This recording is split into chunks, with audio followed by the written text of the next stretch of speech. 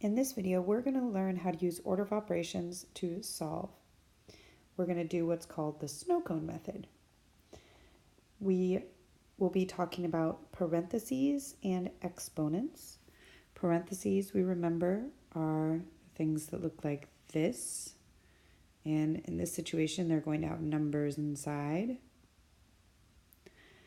Exponents are that small number that's to the top and to the right of something.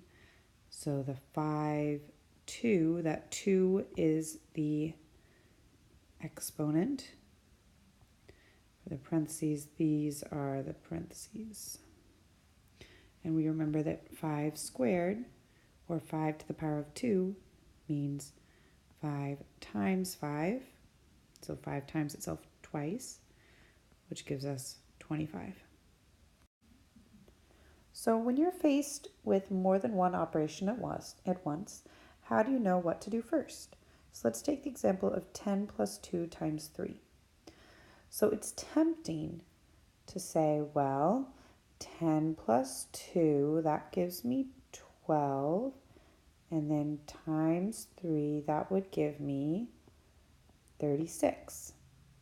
However, some of you may have learned in elementary school that we actually are supposed to do the 2 times 3 first, giving us 6, and then the 10 plus 6 to give us 16.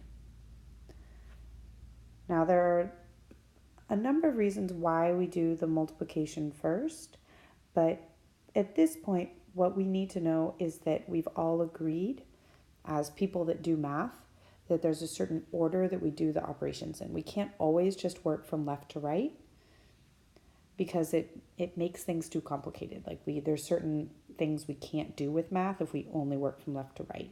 And if we're going to be able to just pick and choose things, we have to decide which order to do them in. So we know that there's a certain order that we're going to have to follow.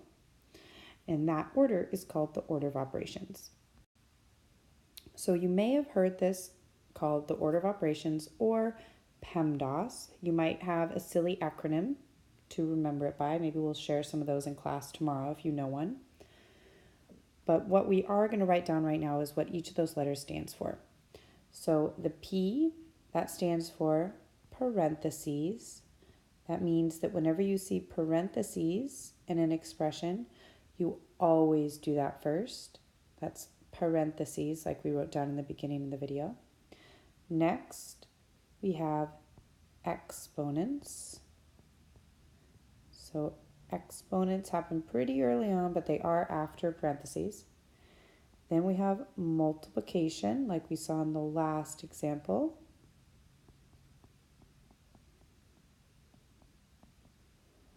Then we have division, and these actually happen at the same time, so I'm not even going to draw a new arrow for that. We're going to do all at once. Multiplication, division. And then same thing with addition and subtraction. They happen at the same time as well. I'm going to call that add, subtract.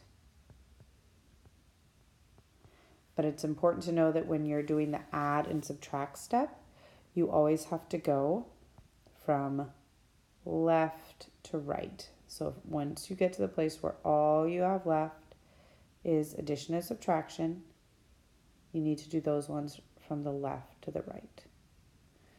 So left to right.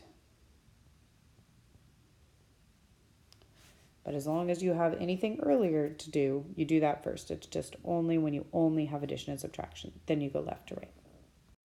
Make sure you have this copied down, and then let's move on and do a couple examples.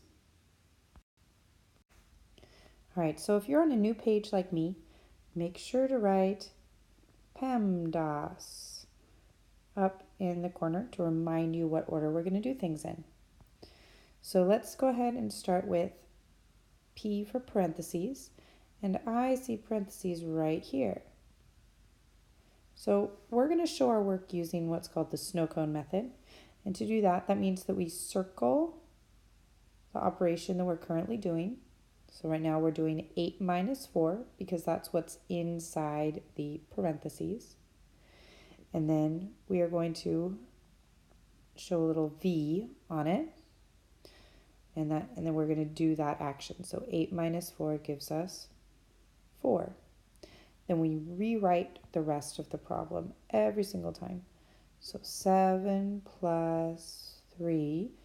Now, what should go in here? What is that? There wasn't anything up here before. Did you remember that that means multiply? So I'll put that multiply in there. And then a minus 6 at the end. Okay, that was one step. I'm going to cross off parentheses because there's none of those left. Now I look for any exponents. I don't see any. I'm going to cross that off as well. Now I'm going to look for multiplication or division. And I do see some right here. So the Snowcone method says that I circle what I'm about to do. And then I complete my snow cone, and then I write down what that operation was. 3 times 4 gave me 12. I'll cross off my multiply, and I'll rewrite. 7 plus 12 minus 6. Now I go back to my list. Do I have any division? Nope. Do I have any addition? I sure do, and I also have subtraction. So that means I'm going to go from left to right. So that means that I do from left to right like this. So I'm going to do 7 plus 12, which gives me 19, and then minus 6, which gives me 13. All right, let's try it again. And this time, if you feel up for it, I want you to pause the video and try it on your own. See if you can use the order of operations, PEMDAS, and the Snowcone method to solve.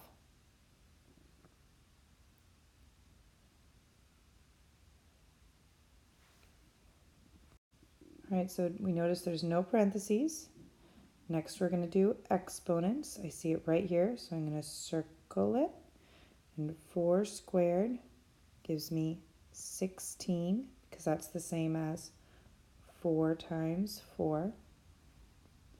Next, I need to multiply or divide. I don't see any multiplication, but I do see some division. Oh, but before I do that, I have to rewrite. 100 divided by 4 minus 16 plus 10. So now I'm ready to do my division step. So right there, 100 divided by 4 gives me 25. And I rewrite. I'm going to cross out that there was no multiplication and I did my division. Now I'm at the last step, addition, subtraction. I know I need to go left to right. So that means that I'm going to do subtraction first, because it is first going left to right in this problem. So I'm going to do 25 minus 16, which gives me 9, plus 10, which gives me 19. Did you get 19? Good job. All right, and now we have our practice problem. Please pause the video, carefully follow your PEMDAS steps, and show your work with the Snowcone method. We will check this in class tomorrow.